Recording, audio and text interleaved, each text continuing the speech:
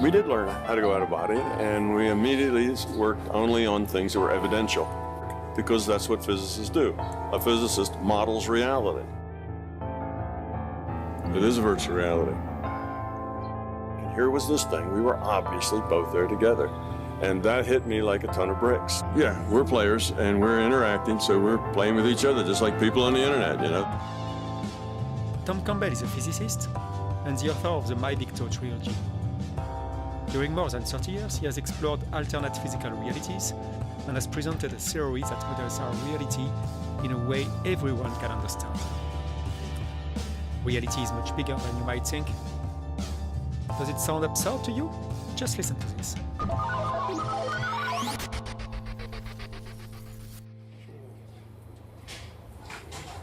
Well, I had just gotten out of graduate school, where I did thesis work in experimental nuclear physics, and took a job in technical intelligence.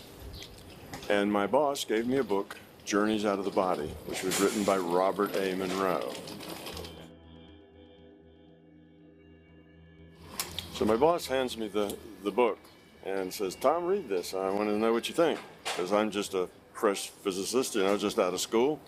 And I read it, and what I told my boss was, well, if this guy's just making it up, you know, and trying to sell books, then he's got a good imagination. If it's real, then that means there's a whole lot of reality out there that's structured and can be understood that I don't know anything about, and that's exciting. But how would you ever know? How do you know which one of those it is? Well, a couple of months went by, and it turns out that my boss and others found out where this Robert A. Monroe lived, and he wasn't that far away from where we worked, from where we lived. So a plan was made to go out and meet him. And I was anxious to go because I wanted to know, as I say in my book, was this guy nuts or what? So we go out there, and I met Bob Monroe, wealthy businessman. He was very straightforward.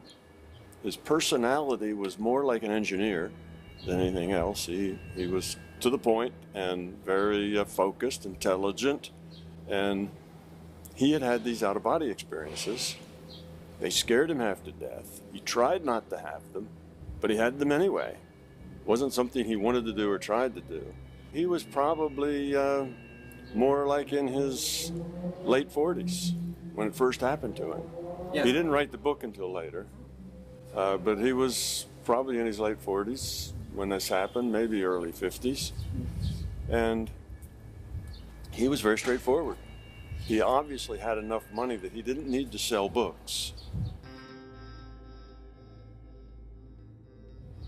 He had just built a lab to study consciousness because this happened to him.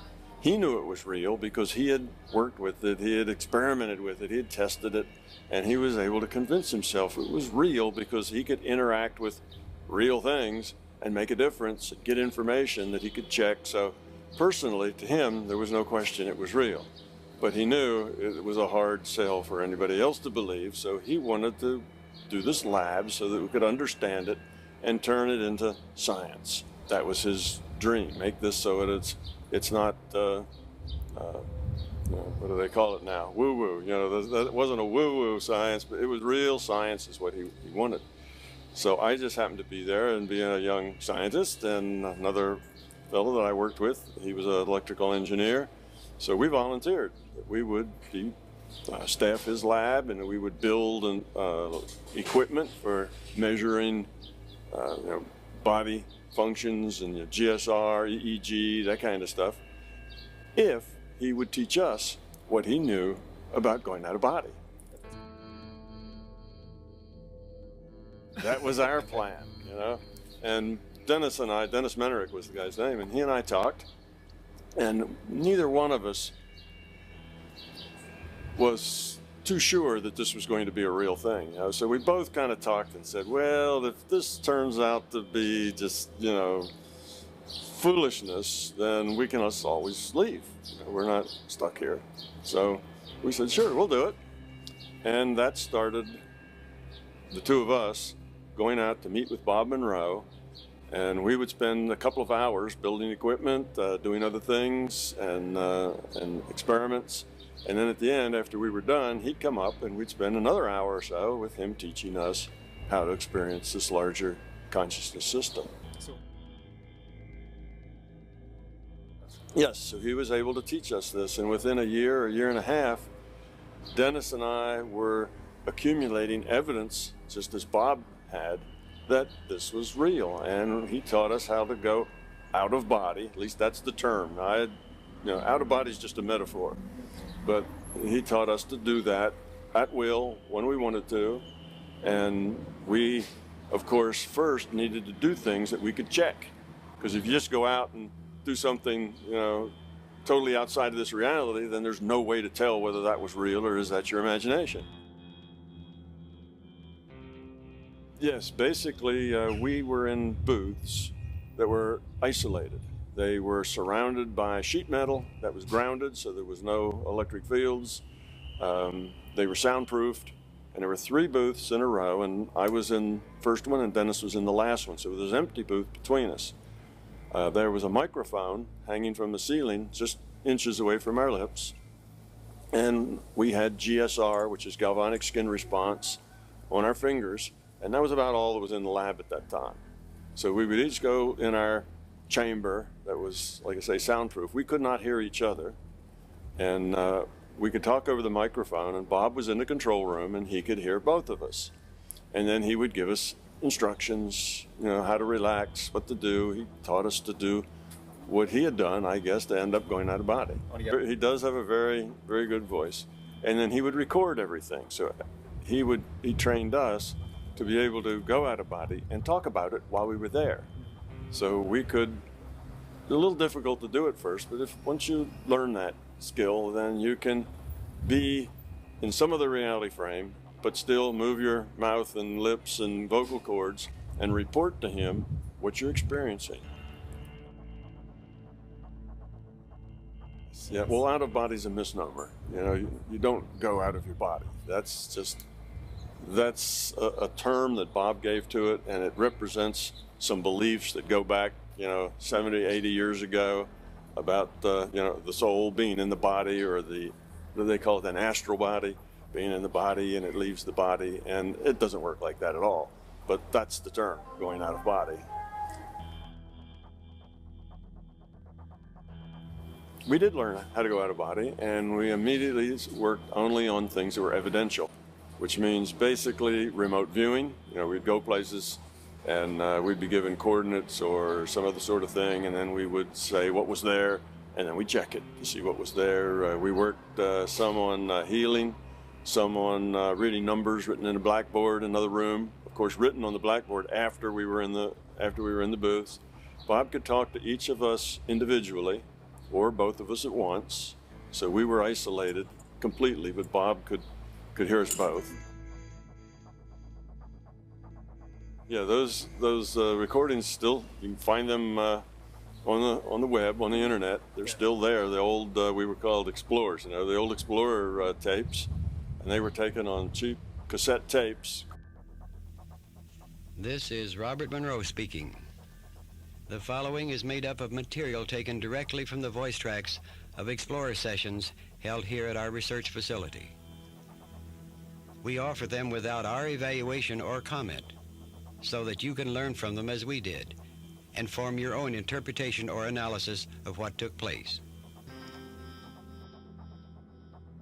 Yeah, we learned this, and my job, being a physicist, was to try to understand how did it work, because that's what physicists do. A physicist models reality. That's kind of the definition of physics, if you will. We look at reality, try to come up with models that explain how it works. So I was supposed to come up with models to explain how this worked, and I worked on that a real long time, because I quickly found out that I could get information that I shouldn't have under any normal means, and statistically, Dennis and I had done these things over and over again, to where we had one in 50,000, that what we were getting could just be good luck. That's called statistical significance. And it was very significant. So we knew intellectually that we were somehow getting information that should not have been available to us under any normal means. But you still have an emotional problem with it. Both of us did. When somebody would ask us, well, you really going out of body? We'd say, well, I don't know. We're doing some really strange stuff. We're getting a lot of good data, but it was kind of hard to say yes, because that was such a dramatic thing for us. And we're both scientists, so it's like, it sounds like it, seems like it, probably. But we don't really know how it works. We don't know anything about it, so we're not really all that sure of what we're doing. We're doing it because we followed Bob's instructions.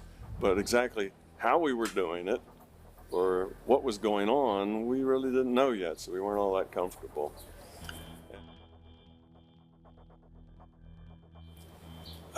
One experiment that Bob gave Dennis and I was to go out of body together. Just something that Bob thought of would be an interesting experiment to try, because we'd tried lots of different experiments to see, to collect evidence, because he knew that we had to, come to the realization that it was real on our own from our own experience. Just him telling us that wasn't sufficient. So this experiment, Dennis and I were to leave our bodies. We were to go up above the lab, in the air, up above the roof, connect with each other, and then go off and have some experience anywhere we wanted to. It was open to us to do whatever. So we did that. And we were probably 2 hours in that experience. And we met people, had conversations, saw things, we talked to each other a lot, and so on. Now, this talking to each other wasn't actual. I never heard anything that Dennis said. He never heard anything that I said. We were in soundproof rooms, and Bob had us on separate channels, and we never were on the same channel. So we were disconnected from each other, both electromagnetically and acoustically. Anyway, at the end of all of that, we got out of our beds and kind of staggered up to the control room, and Bob was real, had a big grin on his face, and he said, well, do you guys think you were together? We kind of looked at each other, and I said, well, it seemed like it, and Dennis said the same thing. So he said, well, listen to this, and he flipped the two tape recorders to play at the same time. So there Dennis and I were talking to each other, answering each other's questions, seeing the same thing, and it was obvious that we were together, we were in other reality frames, and we were experiencing the same things. It was like I say, we talked to entities, we had conversations, we saw places, buildings. So for you, it was like? For us, it was like this. It was like this bush. It was physical, and we were describing it, and we would point things out to each other. Oh, do you see that? It was like this. We would see something, and Bob would ask us a question. Well, what is that in front of you, or what's off to your left? Because Dennis may have already said something, you see, so he'd give that to me. So then I'd look and I'd tell him what I saw. And then, I would talk to Dennis in the out-of-body state. And in the out-of-body, of course, I'm not using my voice then. Talking to Dennis in the out-of-body state, it's all telepathic. We're both out of body. So it's maybe a little confusing to your listeners here. But when I say I was talking with Dennis, then we were talking to Dennis telepathically and out of body. And we would talk to each other. Did you see that? Or whatever. So we're not talking to each other through the headsets. Anyway, we got back, and here was this thing. We were obviously both there together. And that hit me like a ton of bricks, because I'm very skeptical, like a scientist should be. And I wasn't quite ready to admit yet that what we were doing was real until that happened. And for me, there was no other explanation other than we were in another reality frame together. Dean Radin has a nice little thing he says. He says, science is not about proof. He says, proof is for whiskey. He says, science is about evidence. And that's true. This was kind of the last straw as far as the evidence. I had a lot of evidence, but I'd only accepted that at an intellectual level. This I accepted at an emotional level. This was the last straw for that. So there was no other explanation that other than the fact that we were together in another reality, experiencing something, and we had done it together, so it couldn't be my hallucination, and his hallucination couldn't be interactive like that if we were hallucinating. You see, the only way that we could be interactive like that is if it were actual.